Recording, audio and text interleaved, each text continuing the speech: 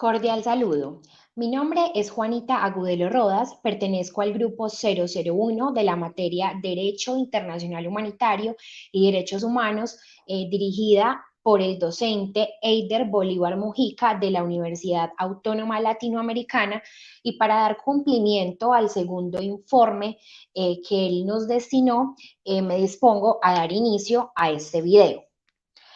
Para comenzar, quiero hacer un énfasis muy especial en lo que son los derechos humanos y cuáles son esas características que los distinguen particularmente. Los derechos humanos son aquellos inherentes al ser humano. Inherentes es que vienen dignificados en cada individuo por su misma condición de ser personas.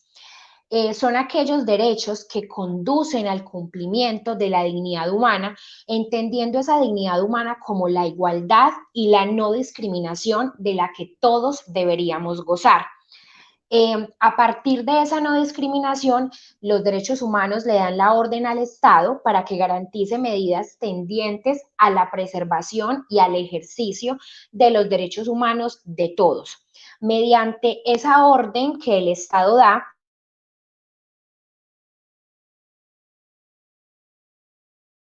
de los derechos humanos. Eh, Básicamente, lo que acabo de decir es que lo que se va a buscar es que se frene ese poder del Estado para que las personas no gocen de sus derechos. Estos derechos tienen una protección reforzada tanto en nuestro sistema constitucional como a nivel internacional, que es lo que vamos a ver más adelante, y vamos a encontrarlos codificados en distintos instrumentos internacionales y tratados. Estos derechos humanos son múltiples, numerosos o compuestos.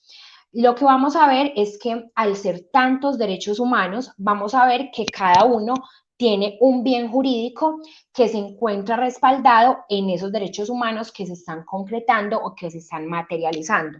En pantalla podemos ver algunos como lo son el derecho a la vida, el derecho a no sufrir torturas ni tratos o penas crueles, inhumanas o degradantes, el derecho a no ser sometido a esclavitud, servidumbre o trabajos forzosos, el derecho a la libertad y la seguridad de la persona, el derecho de las personas detenidas a ser tratadas humanamente, la libertad de circulación, el derecho a un juicio imparcial, la prohibición de las leyes penales retroactivas, el derecho al reconocimiento de la personalidad jurídica, el derecho a la vida privada, la libertad de pensamiento, conciencia y religión, la libertad de opinión y expresión, la prohibición de la propaganda en favor de la guerra y de la apología del odio nacional, racial o religioso. Esto lo podemos ver también como tipificado en nuestro Código Penal como la apología al genocidio, la libertad de reunión, la libertad de asociación, el derecho a contraer matrimonio y formar una familia, el derecho a participar en la dirección de los asuntos públicos, a votar y ser elegido y a tener acceso a las funciones públicas. Algo también muy importante que nos trae como característica los derechos humanos es que son universales. Estos se encuentran consagrados en la Declaración Universal de los Derechos Humanos de 1948, que se representa como ese hito que humanizó el derecho internacional. Lo que nos quiere decir es que no son ajenos a ninguna cultura, que hacen parte de la dignidad intrínseca de cada ser humano, de cada individuo, independientemente del lugar en el que se encuentre. Aunque cuando me encontraba leyendo este apartado en uno de los textos destinados para la actividad, particularmente difería un poco de esto, pues hay países en los que naturalmente hay una negación total por los derechos humanos, es decir, los derechos humanos están lejos de lo que esas sociedades aplican. Y realmente, pues, hay culturas en las que se desconocen, como lo que estamos viendo en este momento con el ejercicio arbitrario del poder de los talibanes, como ellos cercenan la dignidad de la mujer, cercenan su pensamiento, su capacidad de ser persona, de estudiar, de formarse como mujer, de formarse como ciudadana, y pues este tipo de derechos para estas culturas, sobre todo la que acabo de mencionar, se ven negados en su totalidad. También estos derechos son inalienables y lo que se quiere decir es que a nadie se les va a despojar de sus derechos humanos salvo ciertas circunstancias legales que lo ameriten, como podemos ver, de pronto una persona tiene derecho a su libertad de circulación, y ese salvo circunstancias que lo ameriten es cuando se comprobó en un juicio que esta persona fue culpable o se le endilgó un delito en particular. Algo que debemos reconocer es que los principios o los derechos humanos o esos principios que nos llevan a los derechos humanos, que son la igualdad, la universalidad, la no discriminación, ellos no son obstáculo para reconocer que hay unos miembros de ciertos grupos que necesitan de una protección particular porque durante todo su recorrido como sociedad han sufrido de mucha discriminación. Por ende, para estas personas hay el empleo de ciertas acciones afirmativas y se va a hacer uso de unas medidas especiales de un carácter temporal que conlleven a la erradicación paulatina de toda forma de discriminación para que ellos puedan continuar viviendo dignamente. Es decir, lo que se busca es que se anulen un poco esos privilegios que ciertos grupos tienen para que ellos, sin discriminación, puedan continuar ejerciendo su vida como ciudadanos. Acá podemos identificar grupos vulnerables a los que constantemente se les violan sus derechos humanos y que lo que se busca con esas medidas o con esas acciones afirmativas es que a estas personas se les pueda valorar un poco más en la sociedad, como lo son, por ejemplo, pueblos indígenas, los refugiados, los apátridas, los emigrantes, las mujeres, los niños, los reclusos, personas en condición de discapacidad, y de cierta manera los hacen beneficiarios de una protección particular o adicional de lo que cualquier otro ciudadano gozaría. Más adelante vamos a ver eh,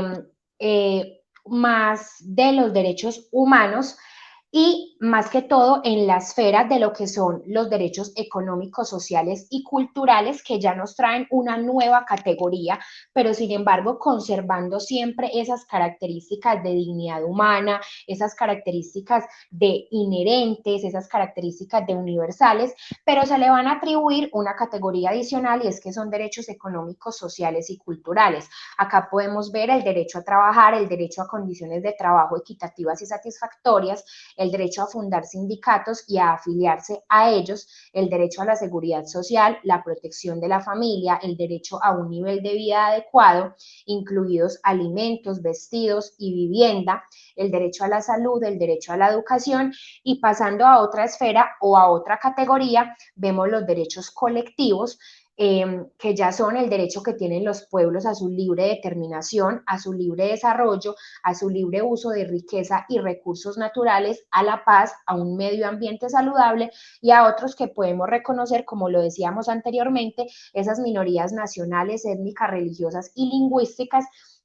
que durante cierto recorrido de la sociedad han sufrido precisamente de esa discriminación. Quiero traer a colación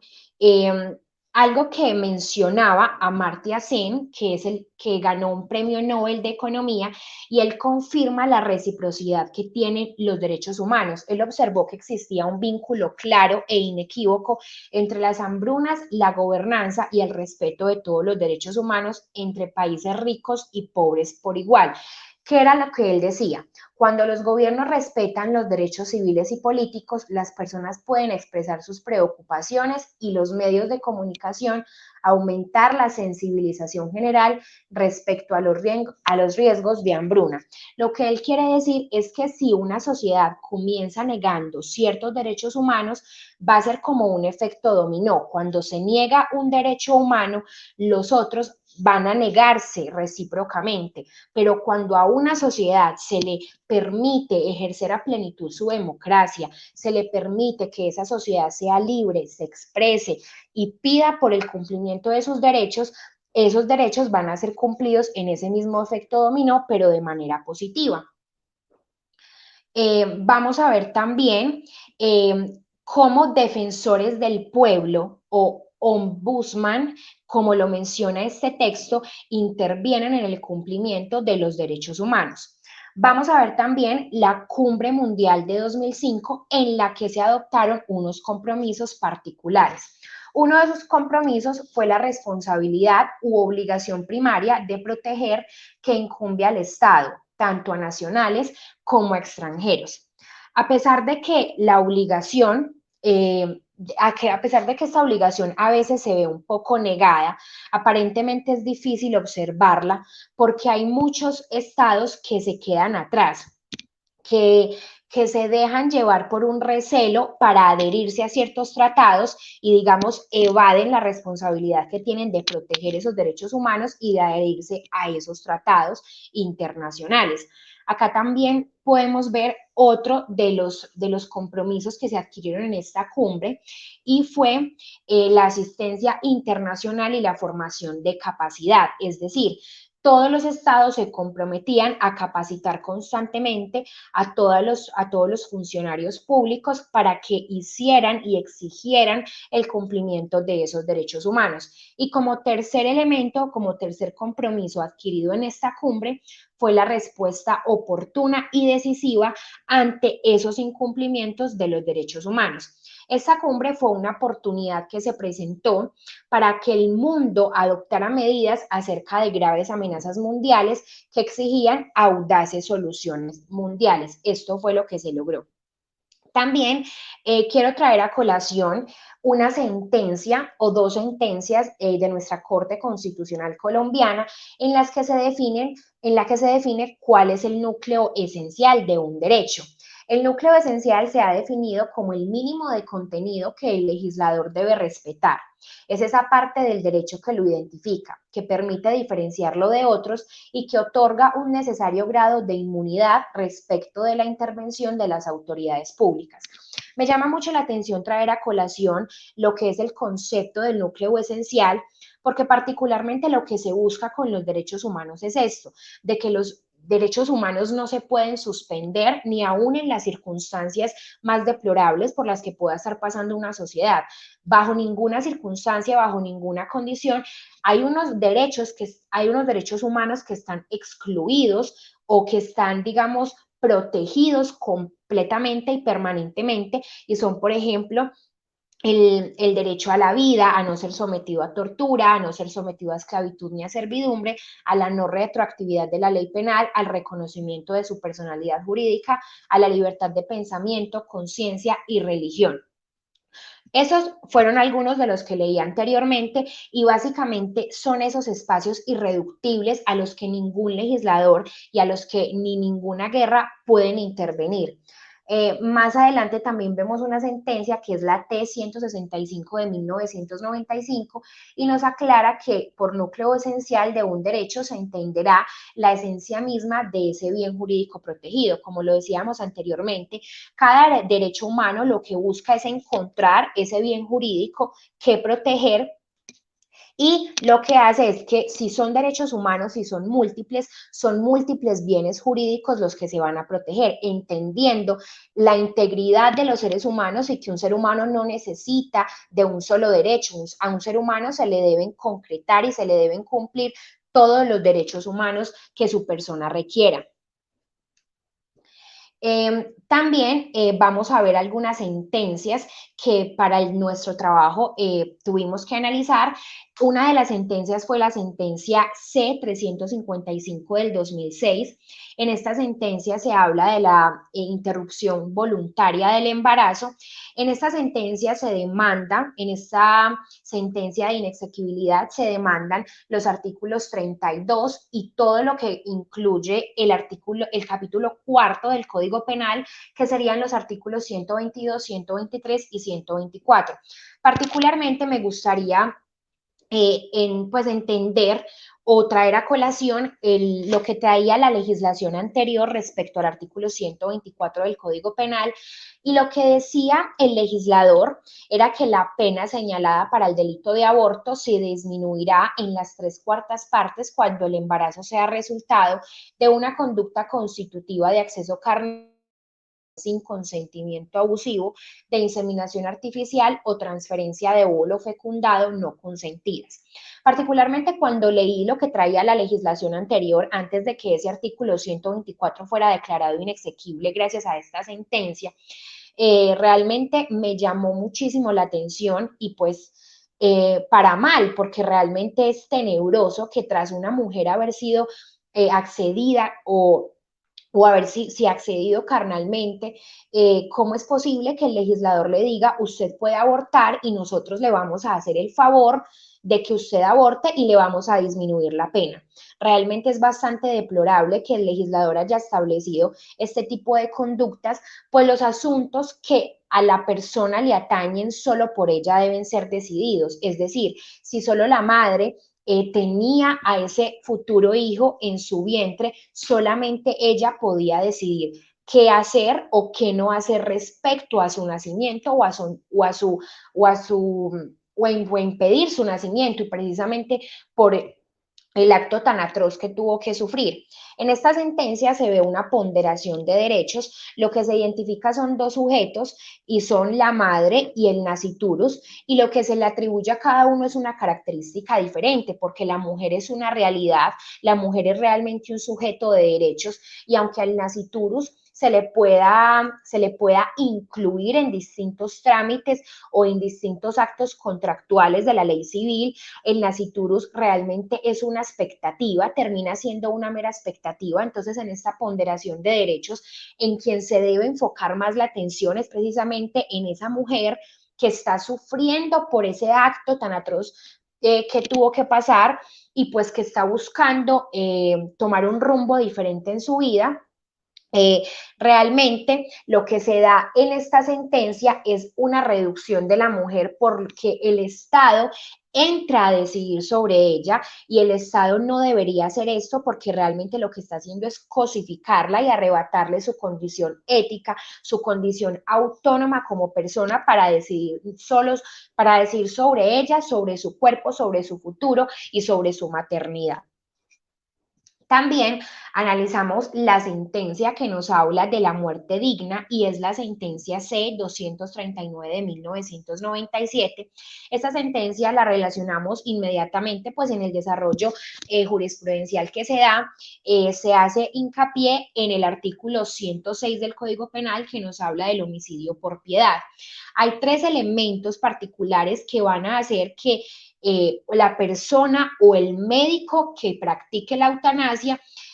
sea una causal atípica, es decir, que él no incurra en el delito de homicidio por piedad, y es precisamente porque se haya comprobado que cuando él practique la eutanasia lo realice sobre un paciente que padezca una enfermedad grave e incurable y que hace de su existencia finalmente una agonía.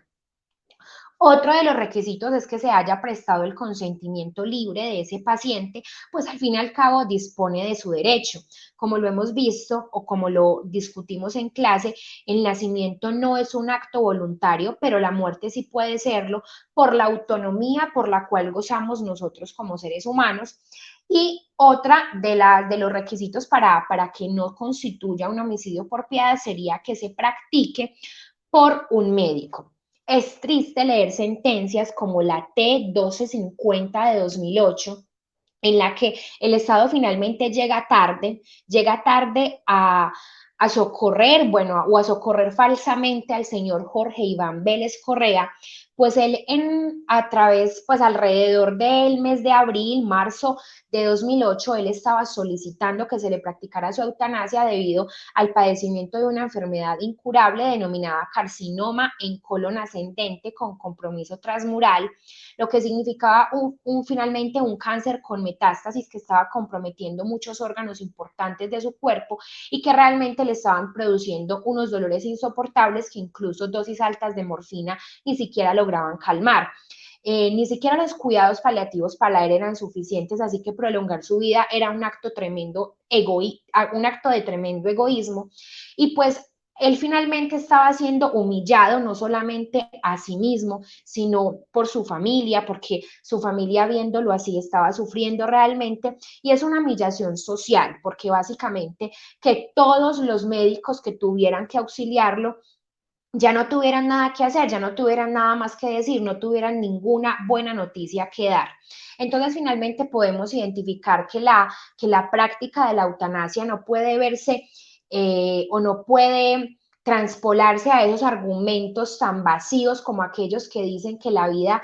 es sagrada desde el momento de la concepción hasta el momento de la muerte, sí, si bien la vida tiene un valor muy grande, pero cuando esa vida se torna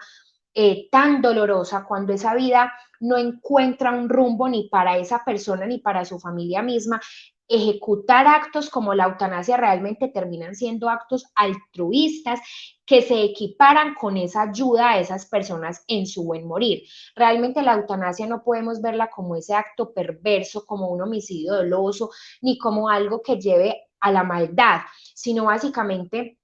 algo muy benévolo que nos hace ver que finalmente cuando no estamos viviendo en condiciones dignas no tendríamos por qué seguir haciendo. Algo más que podemos analizar alrededor de estas lecturas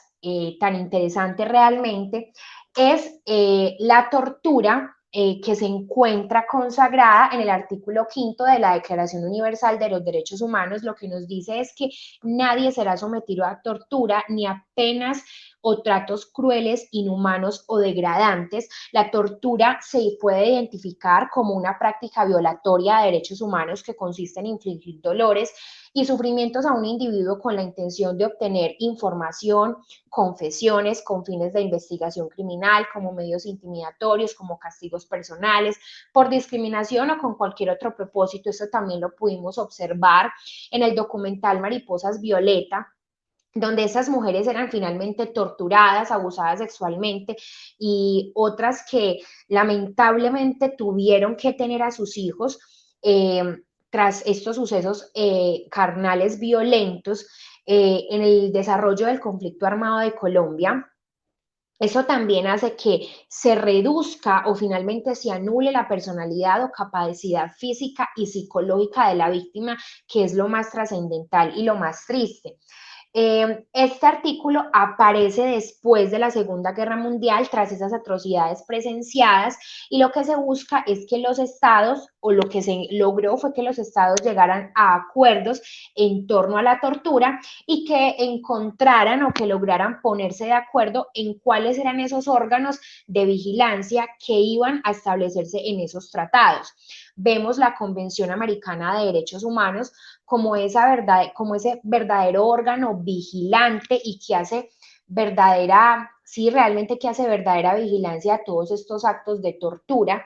Y podemos ver unas figuras tan importantes como lo son la del redactor especial, que es quien envía llamamientos urgentes a los gobiernos en relación con personas sobre las que exista el temor de que están sufriendo torturas o que corren el peligro de sufrirlas. También envía otros mensajes a los gobiernos en los que les hace llegar denuncias de torturas o medidas necesarias para su prevención. Otra de las funciones es la de realizar visitas a países con el consentimiento del gobierno interesado y presenta recomendaciones pormenorizadas basadas en las conclusiones de sus visitas. Este apartado que acabo de leer fue extraído del libro del docente Eider Bolívar Mujica, en su capítulo segundo, donde nos habla precisamente de la tortura y de ese desarrollo de los tratados y de todos los instrumentos que empiezan a codificarse para mitigar y para contrarrestar y verdaderamente anular una práctica pero que va tan en contra de ese significado de los derechos humanos. Lo que realmente podemos ver acá son unas normas que nos llevan a las obligaciones de los estados hacia la comunidad internacional en su conjunto, pese a que se siguen violando derechos humanos. Entonces realmente vemos que la consagración de todos estos instrumentos y de todas estas leyes internacionales no han sido suficientes para que estos derechos humanos realmente se puedan gozar por parte de toda la comunidad internacional, porque como hemos visto, hay estados que, como lo dije anteriormente, no pretenden adherirse a estos tratados o que aún estando adheridos a los tratados siguen haciendo omisiones y realmente mostrándose irresponsables ante la comisión de atrocidades como la que vemos que es la tortura, contra homicidios, contra esclavitudes, que aunque la esclavitud ya no es una práctica que se pueda realizar, seguimos viendo realmente violaciones a los derechos humanos. Eh, para finalizar, quiero dar las gracias por el ejercicio, espero sea de agrado y espero que esté muy bien todas las personas que lo puedan llegar a ver en un momento futuro. Hasta luego.